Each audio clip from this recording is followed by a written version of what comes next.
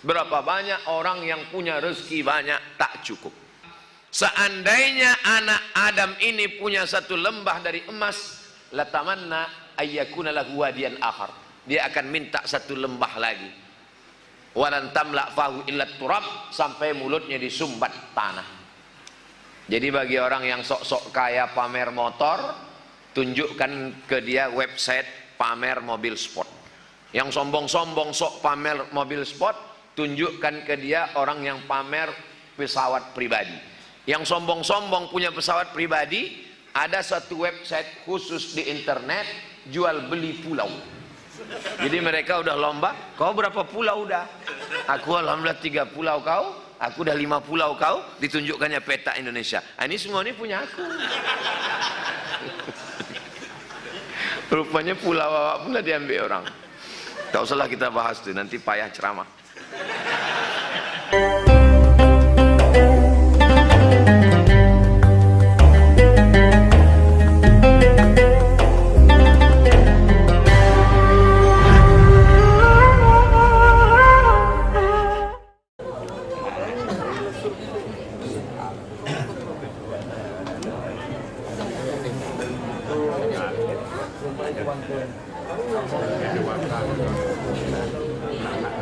Assalamualaikum warahmatullahi wabarakatuh.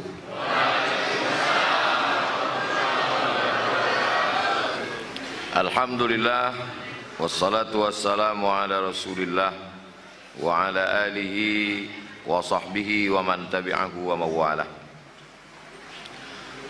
Hari ini ulang tahun yang ke-30 Yayasan Al-Manar.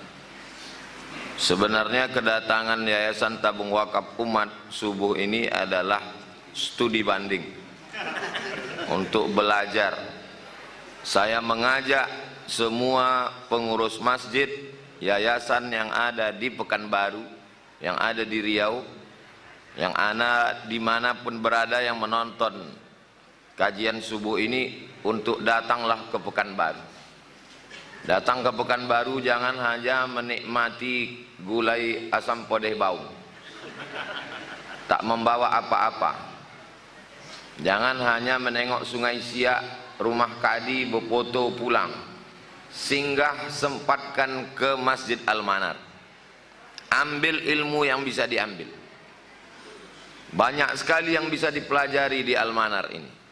Yang pertama adalah tentu saja kekompakan. Karena kalau tidak ada kompak kerjasama, tak mungkin bisa eksis bertahan 30 tahun. Di beberapa masjid saya pernah datang. Kemana Bapak Ketua dulu yang mengundang saya pertama? Kemari Pak. Mohon maaf Pak Ustadz, dia sejak tak terpilih lagi tak datang lagi ke masjid. Tak perlu dia sebut kenapa nama masjidnya, menjaga kode etik. Tapi itu kenyataan.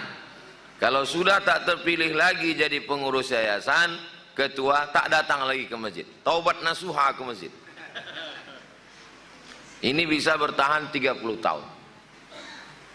Kemudian ada beberapa masjid, saya tanya, Bapak Anu kenapa tak datang?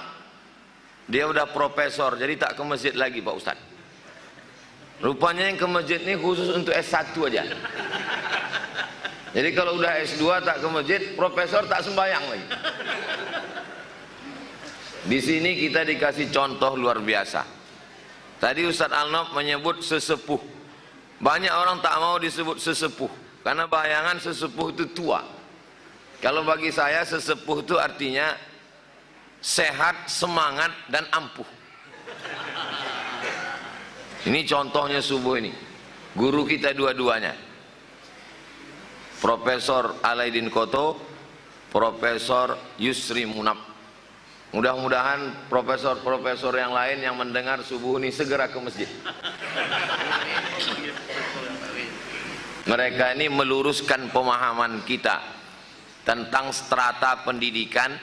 Bukan berarti meninggalkan masjid, tetap mengurus masjid dan berjamaah di masjid. Lalu kemudian idealnya masjid itu memang dia lembaga pendidikan. Karena Nabi menyampaikan hadis, menyampaikan fikih, menyampaikan akidah di masjid. Makanya ada slogan namanya minal jami' ilal jami'ah. Universitas bahasa Arabnya al-jami'ah. Sedangkan masjid bahasa Arabnya al-jami'. Masjid yang tak ada sholat Jumatnya namanya masjid. Tapi kalau ada sholat Jumatnya masjid jami'. Sebetulnya dalam fikih masjid itu dua saja. Kalau tak ada sholat Jumatnya masjid. Kalau ada sholat Jumatnya masjid jami'. Sampai ke Indonesia, Masjid Raya, Masjid Agung, Masjid Besar, ini bid'ah semua ini. Wa kullu bid'atin dhalalah, wa kullu dhalalatin finnar. Ini masjid jami', minal jami' ilal jami'ah. Dari masjid jami' menjadi jami'ah. Makanya kalau kita telusuri, universitas tertua di dunia itu Universitas Al-Azhar. Itu dulu jami', masjid, menjadi Jami'atul Azhar. Rupanya ada yang lebih tua lagi di Tunisia, namanya Masjid Zaitunah. Sekarang menjadi Jami'ah Zaitunah, Universitas Zaitunah. Anak Prof. Akbarizan kuliah di situ.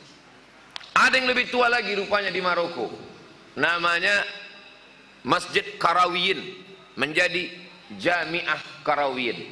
Maka beberapa tahun ke depan dari Masjid Al-Manar menjadi Jami'ah Al-Manar, Universitas Al-Manar. Dari bunyi aminnya macam tak yakin, macam marah pula. Amin. Nah, jadi semua ini bisa terwujud kalau kita bekerja sama dan sama-sama bekerja. Yayasan Tabung Wakaf Umat baru ulang tahun yang ke-3. Sedangkan ini sudah 30. Ini sama macam pengantin baru minta nasihat kepada orang yang sudah ibarat pilot Sukhoi yang terbangnya udah 5.000 jam ke atas.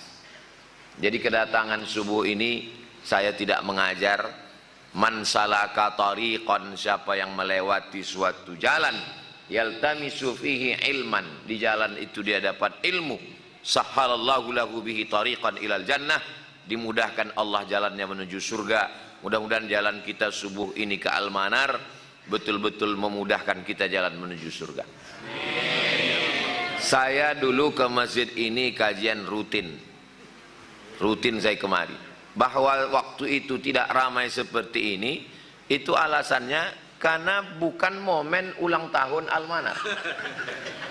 Jadi ramai subuh ini, masyarakat mereka senang dan bahagia. Masjid kami dulu ramai Pak Ustadz. Sekarang kenapa tak ramai? Karena ustadznya meninggal. Masjid kami dulu ramai Pak Ustadz. Sekarang kenapa tak ramai? Karena kajiannya sudah berubah. Kalau mau tidak berubah, maka buatlah sesuatu yang tetap dibutuhkan masyarakat sampai hari kiamat. Apa dia? Lembaga formal. Lembaga formal tidak bergantung kepada tokoh. Lembaga formal tidak bergantung kepada kitab apa yang dikaji. Kalau orang datang karena kajian Sahih Al-Bukhari, nanti Bukhari hatam 7.275 hadis, habis itu orang tak datang lagi. Maka itu perlu dibuka TK, SD. Karena setiap anak pasti masuk TK, pasti masuk SD. SD Al-Manar menolak, tak mampu lagi menerima 4 kelas. Saking kan penuhnya. Ini kesempatan untuk masjid lain membuka. Nanti akan ditransfer dari Al-Manar. Yang tak diterima di Al-Manar, itu diterima ke masjid lain. SMA, rumah, tanah tak cukup. Karena ini tempat, Masya Allah, tabarakallah, strategis di tengah kota, dekat ke mall, dekat ke airport, dekat kemana-mana. Ke kubur yang agak jauh. Tanah, ada orang mau jual rumah, harga sekian ratus juta, hanya hitungan beberapa hari selesai. Artinya apa? Di tempat yang mahal lembaga pendidikan. Tidak perlu mengutip duit jauh-jauh kemana-kemari. Dari dulu saya mengajar sampai sekarang, tidak ada orang menangguk duit di depan Al-Manar, itu tak ada. Beda sama masjid-masjid lain, ada di khusus petugas ibu-ibu pakai bedak, memang tangguh. Kalah skincare, menangguk duit 2.000. Saya membawa jamaah dari Malaysia, Kuala Lumpur, untuk menengok Istana Siak. Dia mau menengok macam mana kerajaan Melayu Riau. Sampai di tengah jalan, nampaklah ibu-ibu memegang tangguk menampung duit yang dilempar supir truk 2.000 perak. Bertanyalah orang Malaysia ini, apa nih? Kata dia. Di situ memang hilang harga diri saya. Jadi saya alih-alihkan. Saya bilang Riau ini adalah negeri yang sangat subur, minyak terbaiknya. Dia tetap juga bertanya, apa tadi itu Ustaz? Jadi memang yang katanya gemah ripah loh jenawi tongkat dan batu jadi tanaman untayan zamrud katulistiwa di atas minyak, di bawah minyak. Minyak terbaik di dunia ini adalah minyak Riau. Yang mengatakan itu orang minyak. Saya ceramah di Pertamina, minyak di dunia ini terbaik dari Minas. Minyak Minas itu terbaik di dunia. Di bawah minyak, di atas minyak. Kelapa sawit terluas di Indonesia ini di sini. Dan rupanya ada satu minyak lagi yang diekspor ke luar negeri, minyak jelantah dari Riau ini juga. Luar biasa. Tak usah lagi kita lanjutkan, sakit hati kita nanti. Tapi yang jelas cerita bahwa Al-Manar tak perlu mengutip duit kemana-mana. Selesai pembangunannya, selesai masjidnya, megah, mewah, cantik, maka kami semua mengucapkan tahniah, selamat hari jadi ulang tahun yang ke-30 Yayasan Al-Manar. Semoga ke depan lebih baik, bermanfaat untuk umat dan bangsa insyaallah. Al-Manar diurus oleh orang banyak, tapi di hari ulang tahun 30-nya tak ada satu pun gambar pengurus. Yang ada gambar saya dibuat. Itu menunjukkan orang-orang Al-Manar ini dia tidak perlu dilihat manusia. Yang penting itu dipandang Allah Subhanahu wa taala. Untuk apa dikenal manusia tapi tak dikenal Allah Subhanahu wa taala?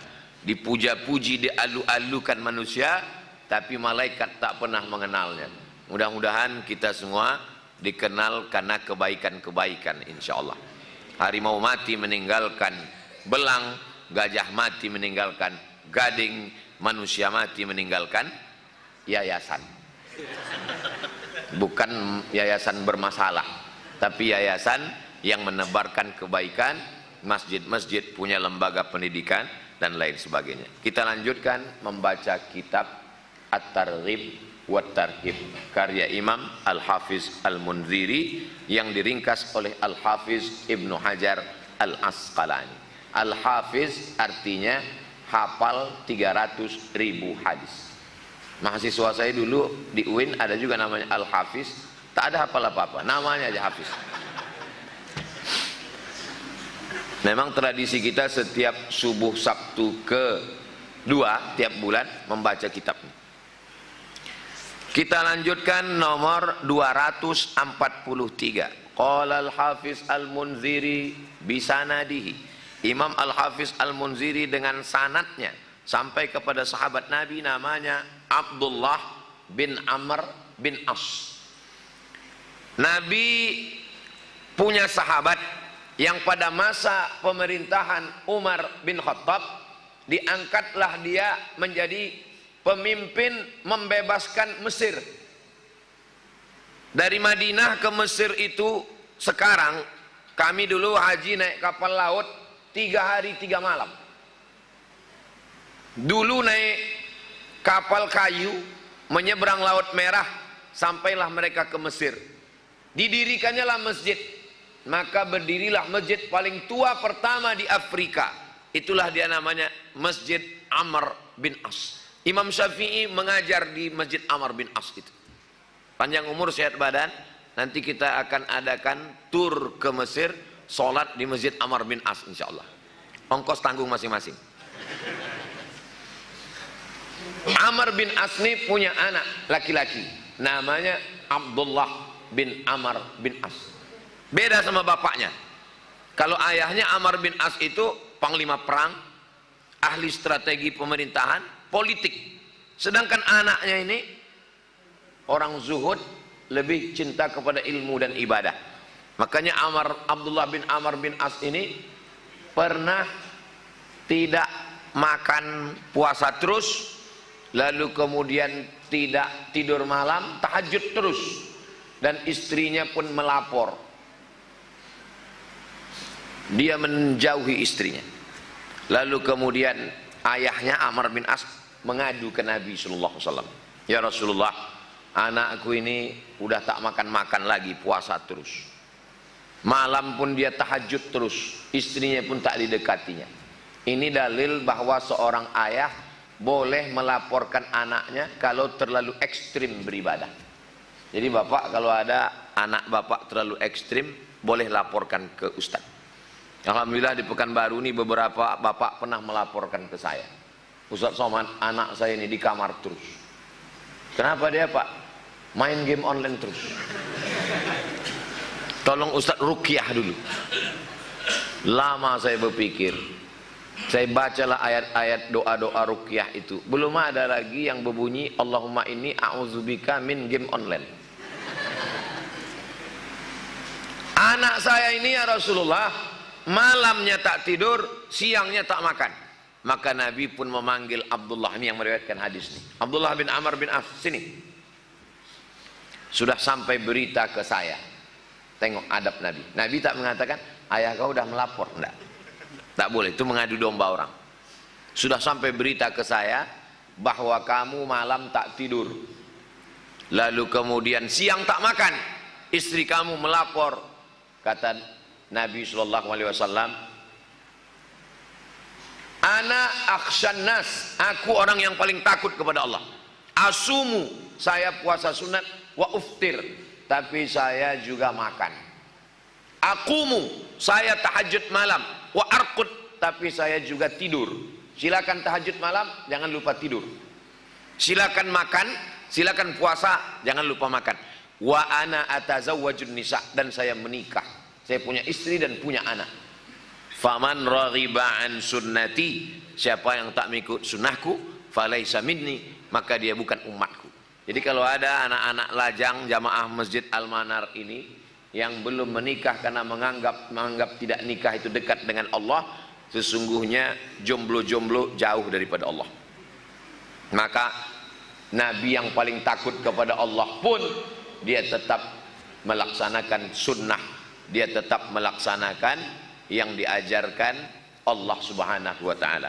Inilah periwayat hadis subuh ini, namanya Abdullah bin Amr bin As radhiyallahu anhuma. Kalau disebut nama sahabat Nabi radhiyallahu an, di bulan Ramadan selalu kita sebut di tarawih, al khalifatul awal sayyiduna Abu Bakrin as-Siddiq, untuk membedakan dengan Syiah. Karena Syiah kalau disebut sahabat Nabi laknatullah alaih, Allah melaknatnya. Bukunya tanya jawab Syiah, di situ dituliskan Abu Bakar LA. LA itu bukan Los Angeles, bukan Lubu Aluang. LA itu Abu Bakar LA, laknatullah alaih. Cari bukunya, tanya jawab Syiah. Sudah dikopi, dimasukkan dalam buku oleh Majelis Ulama Indonesia, menunjukkan kesesatan-kesesatannya. Jadi kalau ada mimbar masjid bertulis Abu Bakar, Umar, Utsman, Ali, atau di masjid ada kaligrafi Abu Bakar, Umar, Utsman, Ali, itu salah satu bukti bahwa masjid itu adalah masjid ahlus sunnah wal jamaah. Anna Rasulullah sallallahu alaihi wasallam qala, Nabi sallallahu alaihi wasallam bersabda. Apa kata Nabi? Ini bunyinya, qad aflaha, beruntunglah orang. Ini standar beruntung dalam Islam. Ada orang mengatakan yang beruntung itu kalau modal sekecil-kecilnya, untung sebesar-besarnya. Itu beruntung menurut bisnismen. Tak penting caranya bagaimana, yang penting untungnya banyak. Hantam kromo, langgar segala aturan, yang penting untungnya banyak. Siapa yang paling beruntung?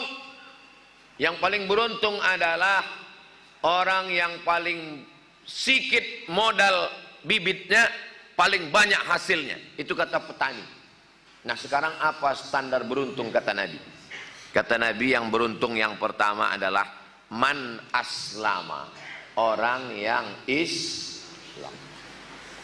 Karena kalau tak Islam, kalau tak bersyahadat, walaupun amalnya sangat banyak, maka tidak dibalas di akhirat.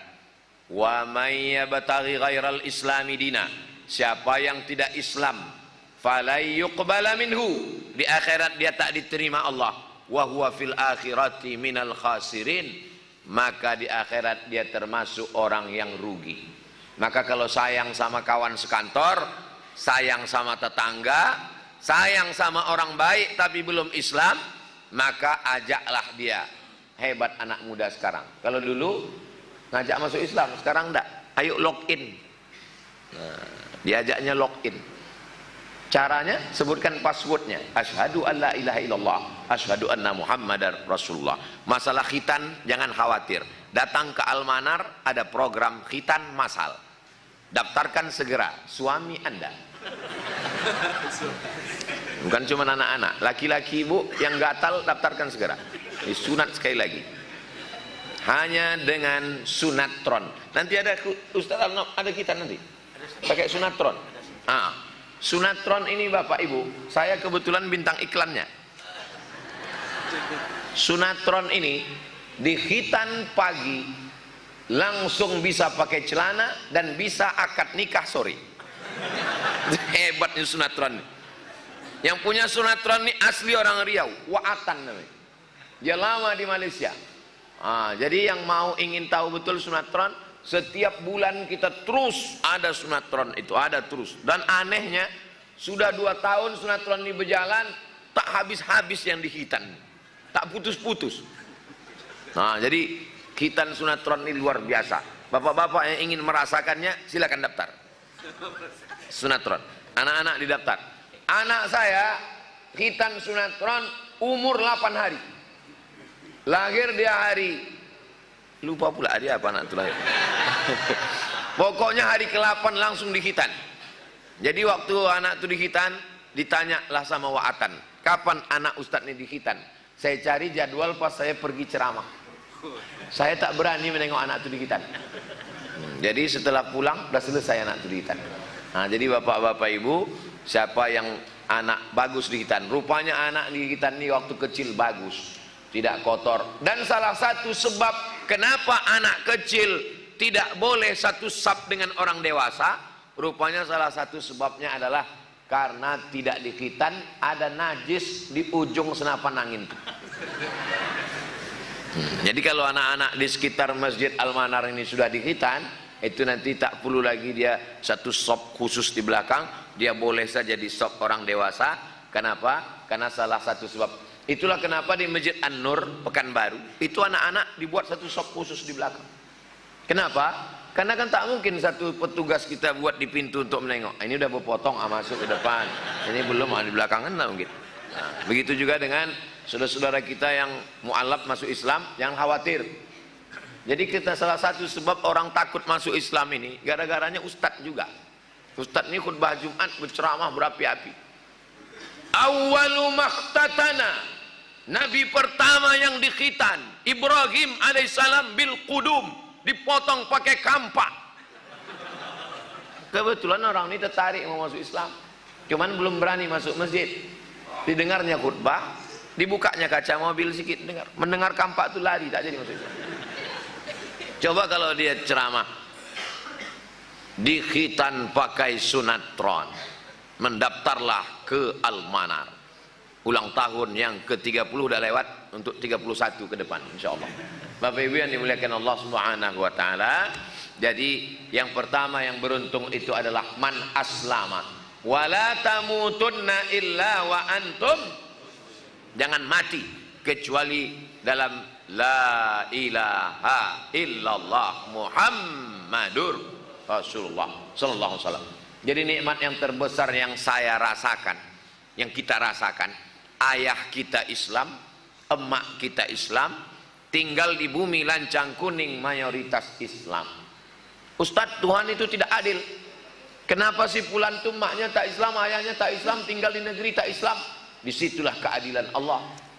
Di mana letak keadilan Allah? Ayahnya tak Islam, emaknya tak Islam, tinggal di negeri tak Islam, dia berjuang mencari Islam, dia masuk Islam. Dia lebih dulu masuk Islam daripada kau. Ini datang anak-anak muda bertanya ke saya, Allah itu tak adil Pak Ustaz. Kita kenapa lahir Islam? Karena mental kau mental tempe. Maka orang macam kau ini masuk Islamnya antrian terakhir. Tapi mereka Ustaz, ayahnya tak Islam, emaknya tak Islam, lalu kemudian di tempat lingkungan tak Islam, masuk Islam. Ustaz Nababan, tahu Ustaz Nababan? Penceramah yang di keliling Amerika. Itulah Ustaz yang namanya bisa dibaca dari kiri, bisa dibaca dari kanan. Nababan. Timbal balik, auto reverse. Masuk Islam. Ayah tak Islam, emak tak Islam. Tiongkok, Tionghoa, masuk Islam. Ustaz Felix Xiao. Ayah tak Islam, emak tak Islam. Membuat sekolah bagaimana orang Islam jadi murtad, dapat hidayah, masuk Islam. Ustaz Yahya Waloni. Mereka ini lebih dulu masuk Islam 500.000 tahun cahaya. Setelah mereka masuk surga, barulah Ustaz Somad masuk surga.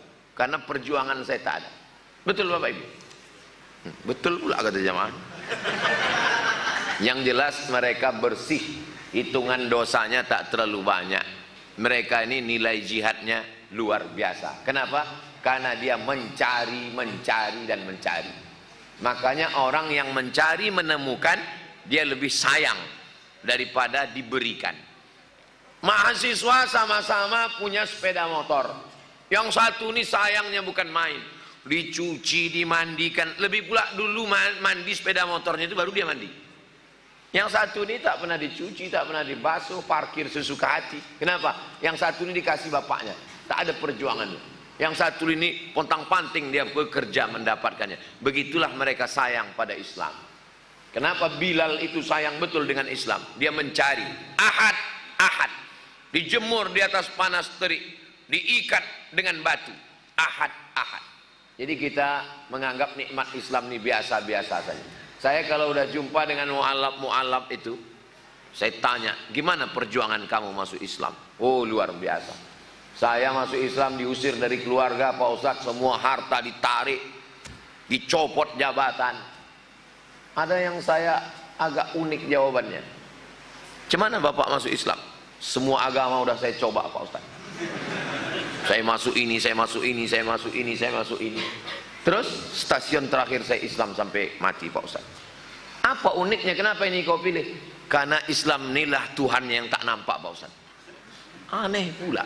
Yang lain itu nampak. Jadi kalau ada yang penasaran, kenapa Islam ini Tuhannya tak nampak?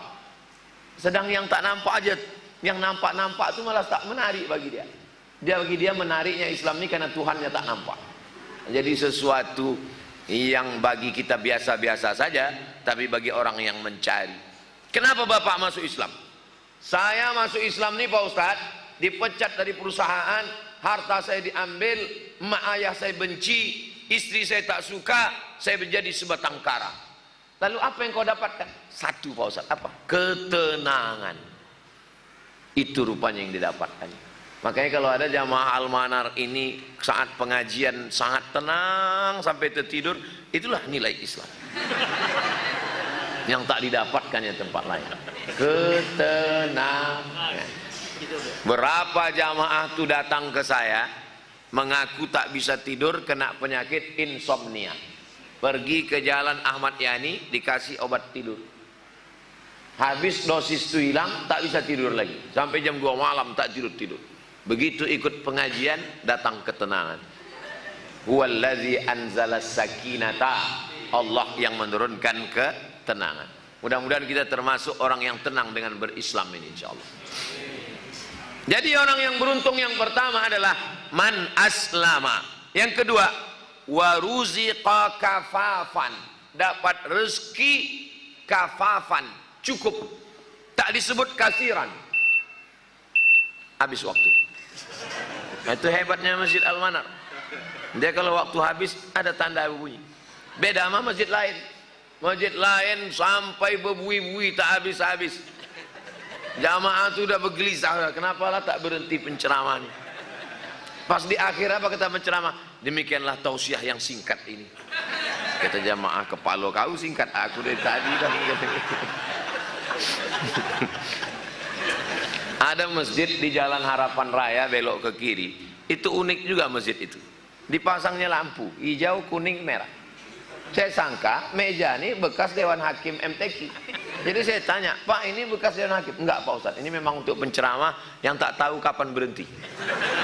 Nah jadi buat itu. Jadi kalau udah mau mendekati akhir, kuning. Nah kalau udah lewat waktu, hidup merah. Saya waktu itu alhamdulillah, waktu kuning langsung saya tutup. Nah kalau Al-Manar dia tak pakai lampu, pakai kode aja. Ini sebetulnya waktu udah habis. Tapi hadis belum habis, jadi saya habiskan lah. Takut gantung hadis tadi. Waruziqa kafafan, dapat rezeki yang cukup. Tak disebut ruziqa katsiran, enggak. Karena banyak belum tentu cukup. Berapa banyak orang yang punya rezeki banyak tak cukup. Orang yang punya mobil sport harganya 3 miliar. Apa kata dia waktu pakai mobil sport 3 miliar? Tuhan tidak adil. Kenapa dia bilang Tuhan tidak adil? Karena dia menengok ke atas kawannya naik private jet. Orang yang punya jet pribadi menengok kawan punya jet pribadi, tak bersyukur kepada Allah. Makanya yang kita minta rezeki itu adalah rezeki cukup. Hidup ini kan cuma dua, makan, pakai. Yang dimakan cukup, yang dipakai cukup. Untuk apa lebih daripada itu? Cukup. Kau cuma mana rezeki? Alhamdulillah Pak Ustaz, cukuplah untuk 70 keturunan. Yang penting rezeki ini cukup. Karena kalau sekedar banyak, laukana libni Adam wadiyan min zahab, seandainya anak Adam ini punya satu lembah dari emas, latamanna ayyakuna lahu wadiyan akhar, dia akan minta satu lembah lagi. Walan tamla fahu illa turab, sampai mulutnya disumbat tanah.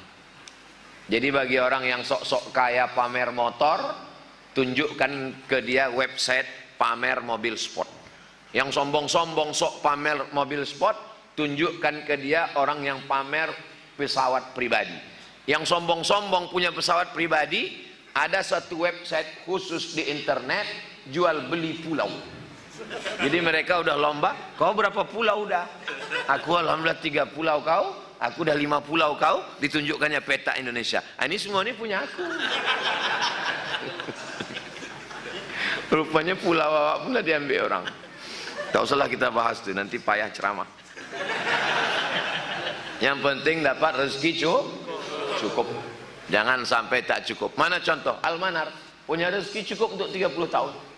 Tanah dapat, kelas ada, masjid berdiri, Masya Allah, tabarakallah.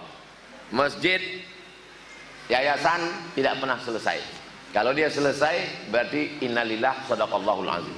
Maka pembangunan harus terus berdiri, pembebasan tanah harus terus ada. Jadi bapak ibu yang ada di sekitar Masjid Al-Manar ini, siap-siaplah rumah kalian akan dibeli oleh Al-Manar. Dan ini akan ada perluasan terus, macam Masjidil Haram. Masjidil Haram mana pernah selesai? Sampai sekarang tak selesai-selesai. Kalau ada masjid yang selesai, itu berarti pengurus sudah merasa puas, sudah cukup. Ini akan terus ada, kelas terus bertambah. Selesai SMP ini akan ada SMA, habis SMA perguruan tinggi. Sampai kapan? Sampai hari kiamat, selesai dunia, dan kita mendapatkan amal jariah insyaallah. Amin. Saya walaupun tak ikut pengurus Masjid Al-Manar, Yayasan Al-Manar, tapi insyaallah sedikit banyak saya dapat amal jariah dari Al-Manar ini insyaallah. Bapak Ibu setuju? Macam-macam tak setuju. Nah, yang pertama orang yang beruntung itu Islam. Yang kedua rezekinya cukup. Yang ketiga wa qanna'ahu Allahu bima atah. Qanna'a, hatinya qanaah. Inilah yang sekarang yang tak ada ini.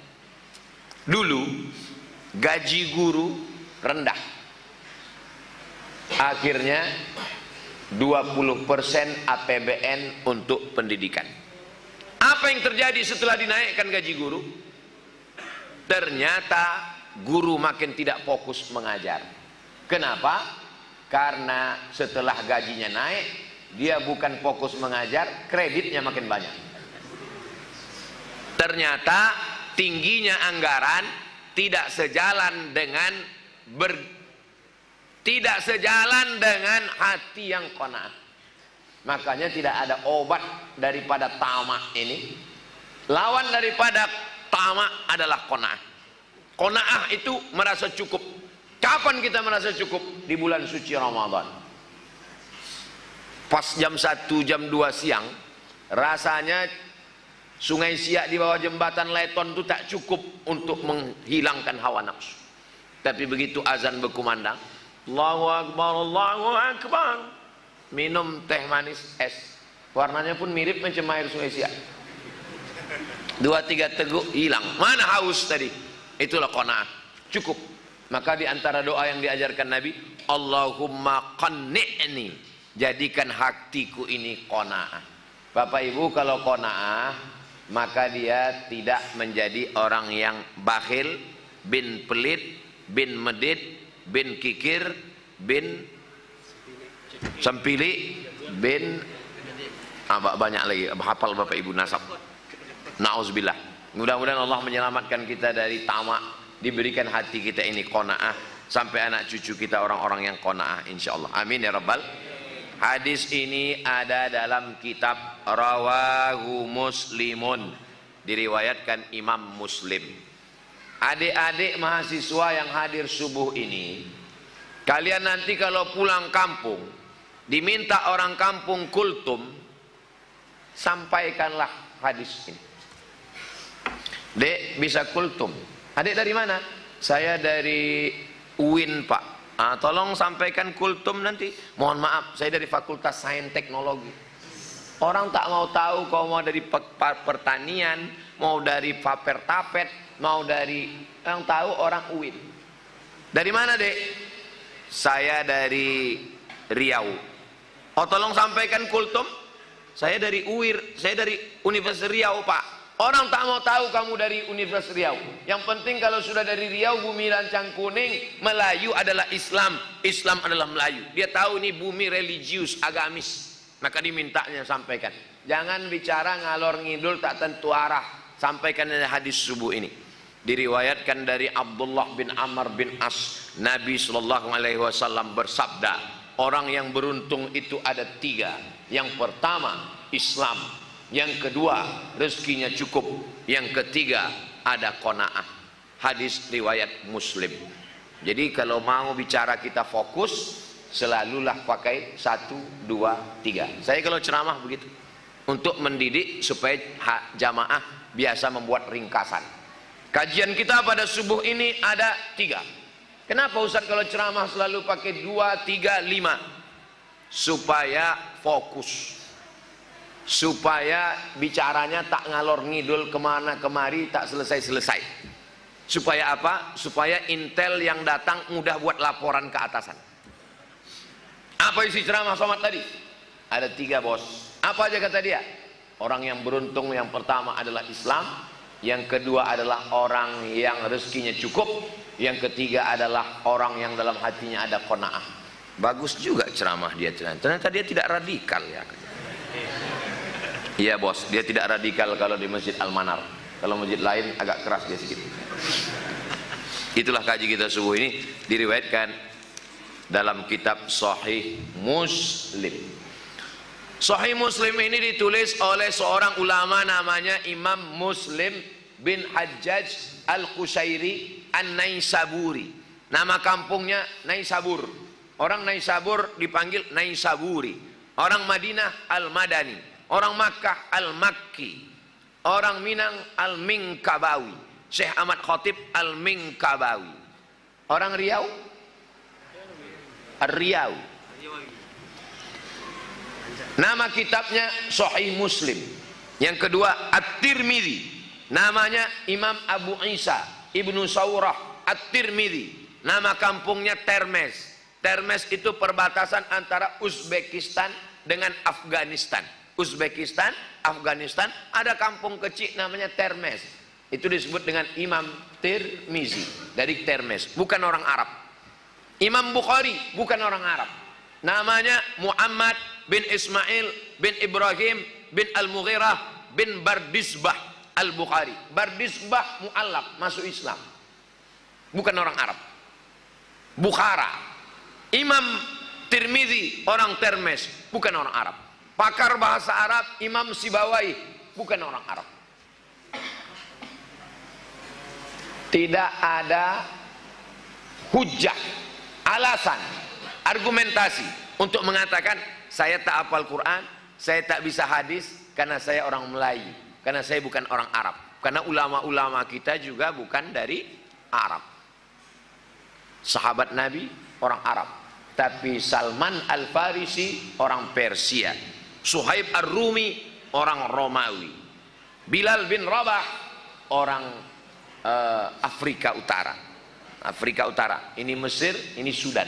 Antara Sudan dan Mesir ada satu kampung namanya Nubia.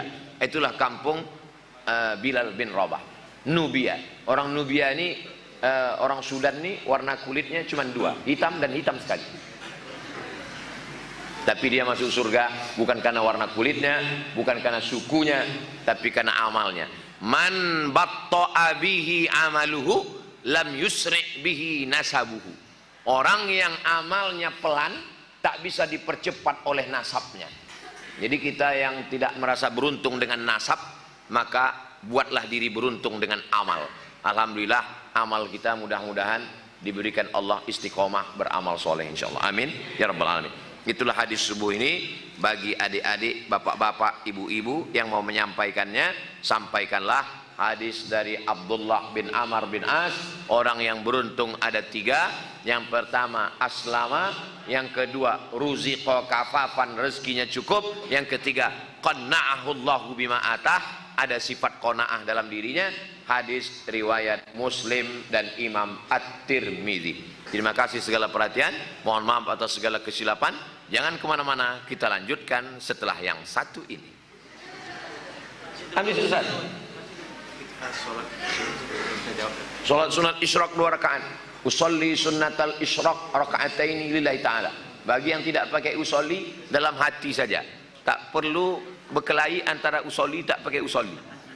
Jadi dulu pernah ada acara seminar di UIN, di Masjid UIN. Yang satu ini pakai usolli, yang satu ini tak pakai usolli. Dia pun ditunjukkannya juga tidak pakai usolli. Nah, jadi alhamdulillah Al-Manar ini walaupun banyak yang tak pakai usolli, usolli udah. Usolli sunnatul isyraq. Yang tak pakai usolli dalam hati salat sunat isyraq 2 rakaat. Man shalla subha fi jama'atin. Siapa yang salat subuh berjamaah, summa qa'ada yazkurullah. Habis itu dia duduk di masjid, tak keluar masjid berzikir. Hatta tatlu asyamsu, sampai terbit matahari. Summa yusalli raka'ataini, salat sunat 2 rakaat. Itulah dia salat sunat isyraq. Kanat lahu ka ajri hajjatin wa umrah.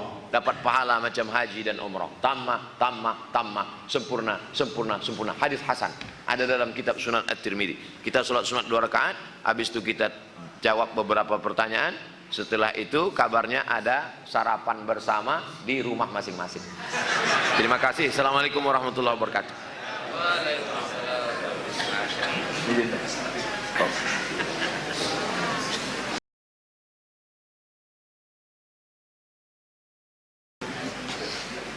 Assalamualaikum warahmatullahi wabarakatuh.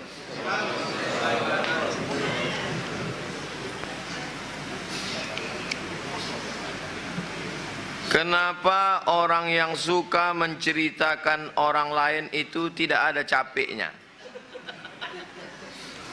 Yang pertama, karena suka. Suatu perbuatan kita suka, kita tak capek. Makanya orang yang menghafal Quran, karena dia suka, dia tak capek. Kita yang menengoknya pula yang capek. Coba baca biografi Buya Hamka yang ditulis anaknya. Buya Hamka duduk membaca Quran 7 juz. Waktu ditanya anaknya, kenapa ayah lama duduk? Untuk supaya hatiku jangan teringat pada almarhumah ibumu.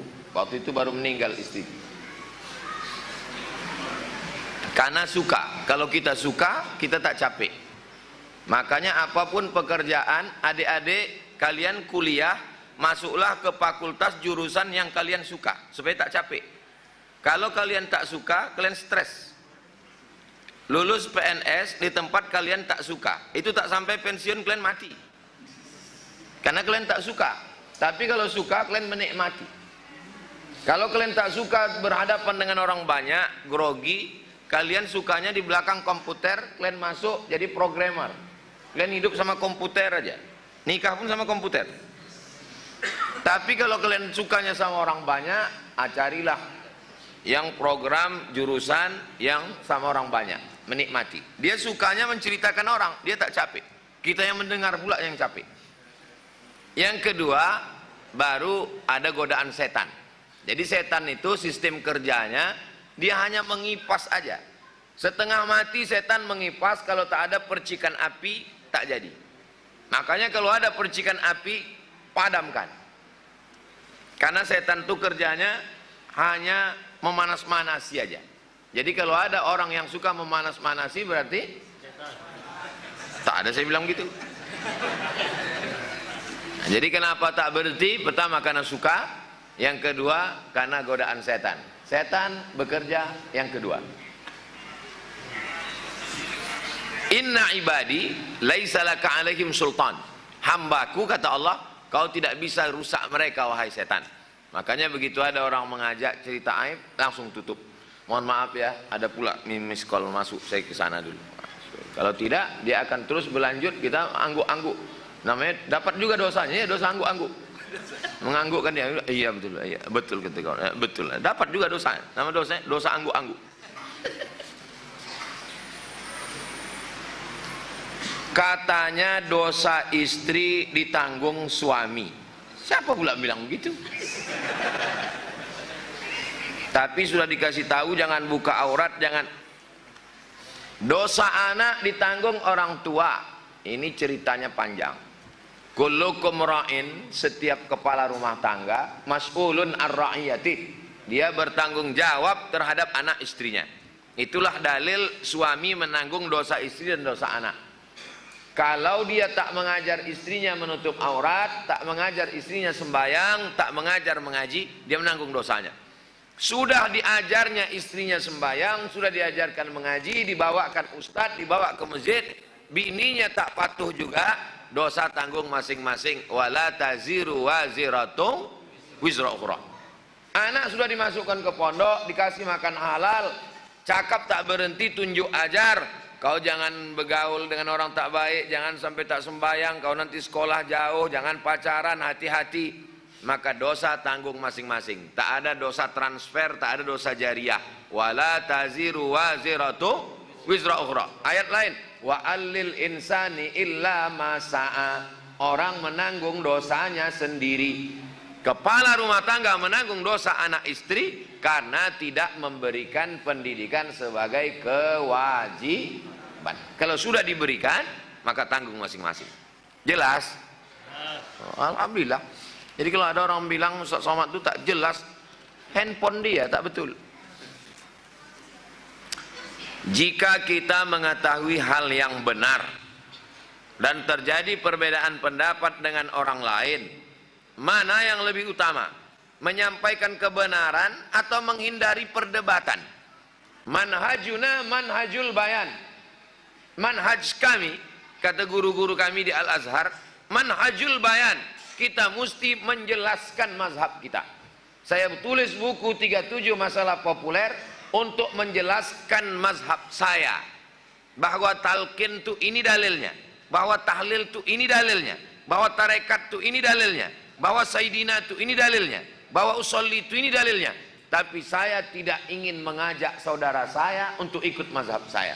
Saya hanya ingin dia menghormati, jangan sampai membenci, padahal ini masalah khilafiyah. Jadi kalau kita ditanya orang apa dalilnya, kita mesti sebutkan dalil, jangan diam. Kau tadi buat ini apa dalilnya? Ya kita berlapang dada aja lah. Mana bisa berlapang dada, dia tak tahu. Kita sebutkan, ini dalilnya begini, ini dalilnya begini. Supaya apa? Maka saya tulis khilafiyah itu bukan untuk mengajak orang untuk ikut saya. Nata'awan fima tafaqna wa nata'adzar fima ikhtalafna. Pada perkara yang kita sepakati, mari kita beramal bersama-sama. Pada perkara yang kita berbeda pendapat, mari kita berlapang dada menerima perbedaan. Selama masih ahlus sunnah wal jamaah.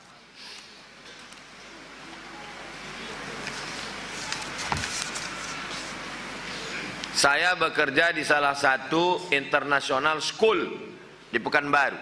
Muridnya itu 30 orang muslim. Dari 30 orang muslim hanya 3 orang dalam satu kelas. Dan semakin hari saya semakin banyak mendapat pengetahuan tentang agama lain. Saya takut Pak Ustadz mau resign. Tapi di sini gajinya lebih besar.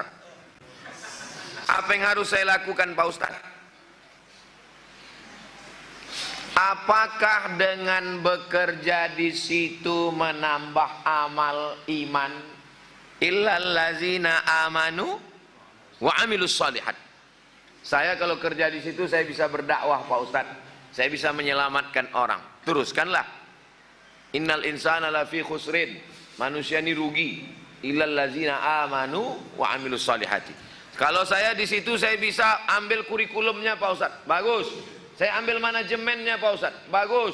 Saya bisa berdakwah Pak Ustaz, bagus. Tapi kalau iman kita yang tergerus, sholat Jumat tak bisa, mengajarkan agama tak bisa, maka hadis kita subuh ini 3. Man aslama wa ruziqa kafafan wa qanna'ahu Allahu bima atah. Itulah orang yang beruntung. Orang yang beruntung bukan orang yang gajinya besar. Yang paling beruntung adalah aslama wa ruziqa kafafan wa qanna'ahu Allahu bima atah. Islam, rezekinya cukup dan dia diberikan rasa qanaah dalam hati.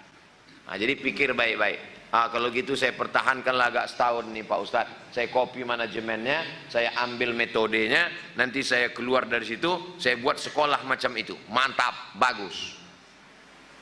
Cara membuat yayasannya studi banding ke Almanar. Metode yang tadi dari sekolah itu ambil. Bahasa Inggrisnya bagus, ambil. Fisika kimianya mereka menang olimpiade, ambil. Rekrutmen gurunya bagus, ambil. Khutma sofa da'ma kadar, ambil yang jernih, buang yang keruh. Al hikmatu dhallatul mu'min. Hikmah itu milik orang beriman. Aina wajadaha fahuwa ahaqqu biha. Di mana dia mendapatkannya, maka dia berhak untuk mengambilnya. Walaupun dari sekolah tak Islam, selama dia hikmah, ambil. Yang ketiga, akhlak. Kertas terakhir. Mohon doanya Pak Ustaz, anak saya bisa jadi imam Masjidil Haram. Banyak orang Indonesia jadi imam Masjidil Haram. Terlambat sholat waktu umroh. Sampai ke Masjidil Haram, sholatlah selesai. Nah, itulah jadi imam Masjidil Haram.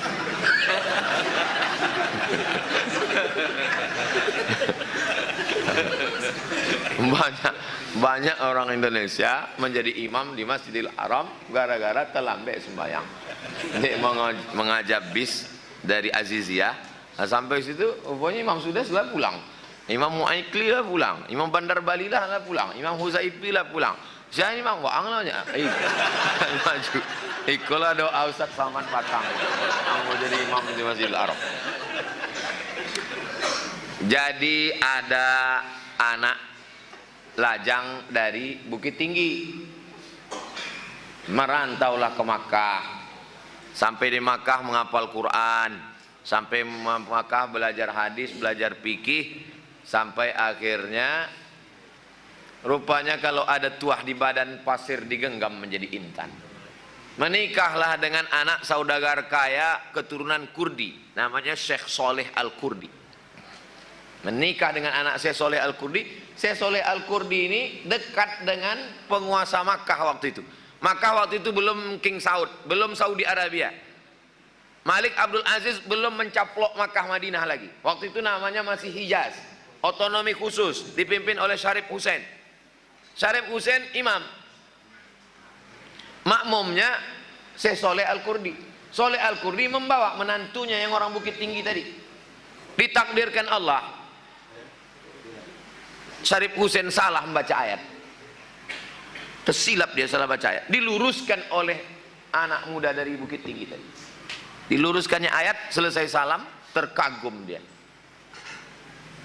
Siapa mau ang gitu? Ini orang, ini orang tidak mungkin lah bahasa Jawa kan.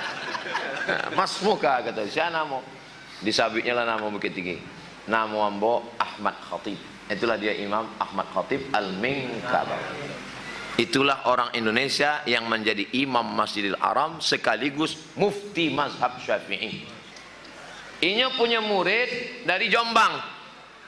Muridnya dari Jombang itulah dia Syekh Muhammad Hashim Asy'ari, pendiri Nahdlatul Ulama. Satu lagi muridnya dari Medan, namanya Syekh Hasan Maksum. Itulah murid-muridnya yang mendirikan Al-Jam'iyatul Wasliyah. Muridnya dari Bukit Tinggi, itulah dia Syekh Sulaiman Ar-Rasuli Inyak Canduang. Inyak Canduang, Inyak Jaho, Syekh Abbas Padang Laweh. Ini para ulama yang imam masjid. Ini karena tadi judulnya adalah Imam Masjidil Haram. Artinya apa? Apakah orang Nusantara bisa jadi imam Masjidil Haram? Bisa, sudah pernah terbukti. Meninggal tahun 1916. Syekh Ahmad Khatib Al-Minkabawi meninggal tahun 1916. Sedangkan revolusi King Saud, Saudi Arabia berdiri tahun 1924. Jadi kalau ada orang yang meragukan, mana mungkin bisa di Masjidil Haram jadi imam? Masjidil Haram kan dipegang oleh King Saud. King Saud itu baru berdiri 1924. Syekh Ahmad Khatib jadi imam meninggal 1916. Bodoh. Ustaz Somad nih kalau ngomong kenapa kasar? Bukan kasar, dia lebih ngajak kasar duluan. Masa dibilangnya tak betul Syekh Ahmad Khatib Minangkabau jadi imam Masjidil Haram? Syekh Ahmad Khatib Al-Minkabawi mengajar di Masjidil Haram, dan dia ada satu tiang khusus. Zaman dulu kalau mengaji sama Syekh ini tiang iko, mengaji sama Syekh ini tiang iko. Di tiang dialah yang paling ramai majelisnya. Di mana bisa saya baca biografi Syekh Ahmad Khatib Al-Minkabawi ini? Judul kitabnya A'lam Makkiyin. Download di internet. Tulis A'lam Makkiyin. Tokoh-tokoh Makkah dari sejak zaman dulu sampai sekarang. A'lam Makkiyin. Download PDF. Sebentar ya.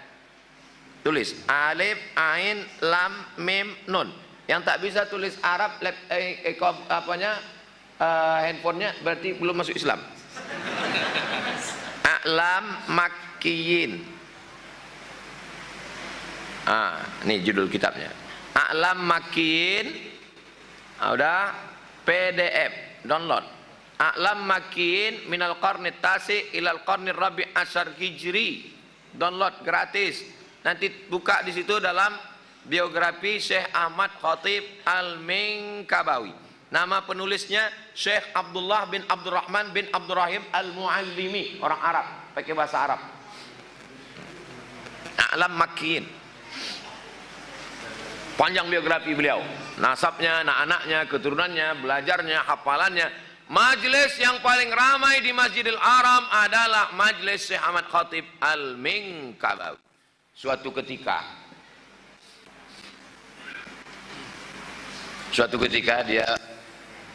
kita kan kalau ramai majelis ini ada perasaan kita majelis ini hebat.